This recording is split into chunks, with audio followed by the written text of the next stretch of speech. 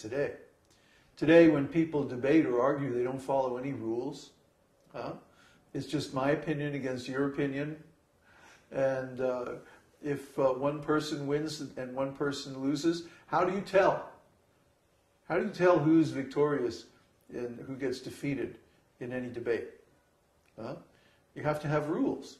But people today don't observe any rules. So there's no way to tell. In Vedic debate, there's something called an adhikarana, which is a Vedic logistical syllogism. And so one has to put forward a thesis. That's the first step of an adhikarana. And then there's an antithesis. Well, this is also in Western logic. We have the thesis and antithesis. You should sit here and listen to this. I'm going to get you a drink. Oh. We have this is called dialectics in Western logic, material logic. Thesis and antithesis, and then a synthesis. But what is the use of synthesis? Synthesis means speculation. It means some compromise. It means some combination of the thesis and the antithesis. Thank you. So, in Vedic debate, we don't have a synthesis. Because one or the other has to be right or wrong. Either the thesis or the antithesis. So the next stage in Vedic debate is the Siddhanta. Siddhanta means we find a quotation from the Vedic scriptures that supports either the thesis or the antithesis. This is what's missing in Western debate, in Western logic. In Western logic, simply the strength of the argument alone is supposed to prove either the thesis or antithesis. But in Vedic logic, the quotation from the Shastra, from the scriptures, is what proves it. Why? Because in Vedic culture, the statements of the Vedas are considered absolute. And then there may be some discussion about how to interpret those statements, but that's another thing. That's called evidence. Evidence. All the words of the Vedas are derived from certain roots. And the discussion or derivation of the different word roots is called grammar. And by the derivation of the word roots, one establishes the meaning of a particular shloka, and thereby whether it supports the thesis or the antithesis. But Lord Caitanya, especially after he revealed his true nature, interpreted the meaning of all Vedic roots to be Krishna. Somehow or other, every word in Sanskrit means Krishna. Just one aspect or another aspect, one quality or another quality of Krishna. So in this way, Lord Caitanya taught only Krishna. But in the first part of his pastimes, he was an ordinary scholar. So he followed this whole system of debate. And in debate, there are three kinds of evidence that are accepted. The Vedic quotations themselves, the analysis of the word roots, and also logical reasoning based on one's experience. And of course, Shastra. So the combination of these three, there are certain rules to determine whether a conclusion is valid. There are 7 different conclusions in Vedic literature, in Vedic logic, 7 different types of conclusions. I'm not going to go into all that. But anyway, Lord Caitanya was expert, perfect in all of these. And he could easily establish a conclusion according to the Vedic literature, and then he could demolish that conclusion and establish another conclusion. And we see this actually in Bhagavad Gita. Krishna says, if you want to attain me, then just love me. Manmana bhava madbhakto madhyajimam namaskuru. He says, keep your mind always on me.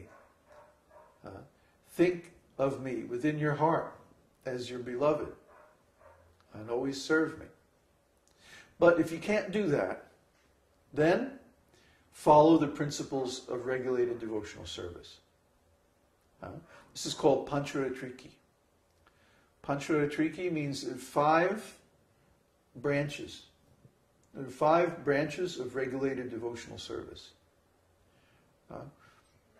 Deity worship, sacrifice, karma yoga, Vedic study, and general service. Pancharatriki, these are actually the principles of Brahminical life. If you want to be a qualified Brahmana, you have to follow the Pancharatriki Vidhi. And there are big, thick books, manuals of how to do this. Many, many rules. From the moment you wake up in the morning until the moment you go to sleep at night, there are all these rules you have to follow, all these principles. And of course, some are more important than others. So you can follow either the system of 7 offerings, 12 offerings, 24 offerings, or 64 offerings to the Lord. But all of the principles of Pancharatriki ultimately mean one thing, which is offering to Krishna, offering to the Lord, either in his original form of Krishna or in one of his expansions. Pancharatriki. So in this case, the measurement of one's success in spiritual life is how well he's able to follow the rules and regulations.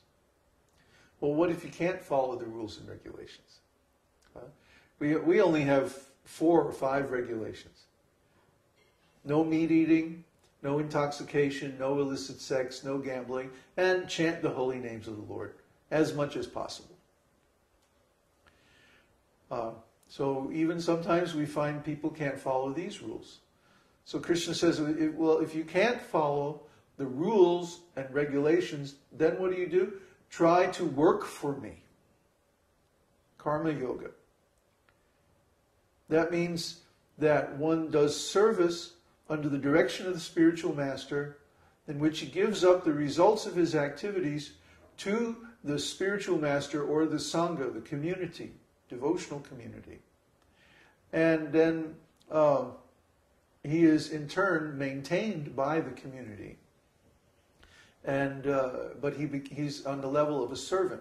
In other words, this isn't Brahminical life anymore. This is the life of the Kshatriyas, the Vaishyas, and the Shudras. Kshatriyas, Vaishyas, and Shudras. They are coming under the Vedic rules and regulations, but they can't always follow them strictly. Sometimes they get carried away by their senses. Because the very nature of Kshatriya is mode of passion. The very nature of the Vaishya, the business person, is mixed passion and ignorance. And the very nature of the Shudra is ignorance. The word Shudra means one who laments. See? So Krishna says, if you can't follow these rules of devotional service, then just work for me. Right? But then there are some people who can't even do that. They can't surrender to a bona fide spiritual master. They can't become a member of a Sangha. They have to have some independent life. So then what does Krishna say? Cultivate knowledge. Cultivate knowledge. Because if you cultivate knowledge about Krishna from the Vedic Shastras, not just any knowledge, but the absolute truth, the Rajavidya, Rajaguhyam, Pavitram, Paramam, Sadam, that this knowledge is the king of education. It's the most secret of all secrets. And because it gives direct perception of the self by realization, it is the purpose of religion. One should study Bhagavad Gita, Srimad Bhagavatam, and all these other scriptures. So if you study these scriptures under some kind of authorized direction, one of the paramparas, there are 4 paramparas, 4 disciplic successions. The Brahma Sampradaya, the Rudra Sampradaya, the Kumara Sampradaya, and the Lakshmi Sampradaya. We belong to the Brahma Sampradaya. But there are 3 others. They're not very well known in the West. They're available pretty much only in India and only in the Indian languages. The Brahma Sampradaya is the only one that has migrated to different parts of the world and is available in different languages, especially English. So, but one must be situated in one of these lineages and accept the conclusions of those lineages. One shouldn't just study knowledge arbitrarily or speculatively, like the impersonalists. The impersonalists, they form their own lineage outside of the 4 authorized Vedic lineages. And then they study the scriptures in their own way, speculatively, where they